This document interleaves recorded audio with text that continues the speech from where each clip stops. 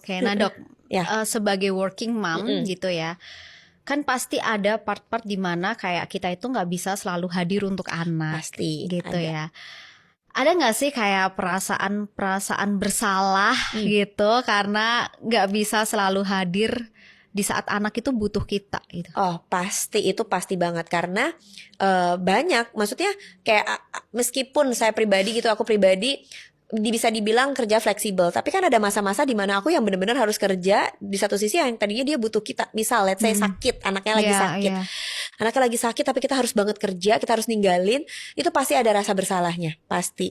Cuma kalau misalnya tidak bisa misalnya jadwalnya nggak bisa di reschedule, kita harus meeting dengan orang yang penting yang memang mungkin nggak bisa diapa-apain, ya mau nggak mau ya paling kita cuma bisa bantu doa dari manapun kita berada, kita bantu kontrol sebisa kita. Let's say katakanlah, mungkin sebagai seorang mama aku percaya semua mama mau dimanapun kita berada, otak kita tuh nggak jauh-jauh dari rumah.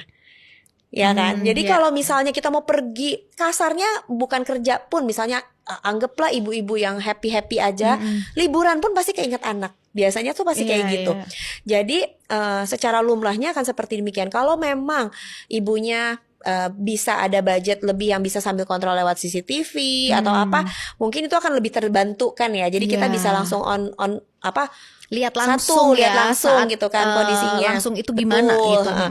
Dan di satu sisi lain, paling tiga kita bisa bantu mengarahkan nih, misalnya yang kita percayakan pengasuhnya harus apa-apa-apa kayak gitu-gitu kan.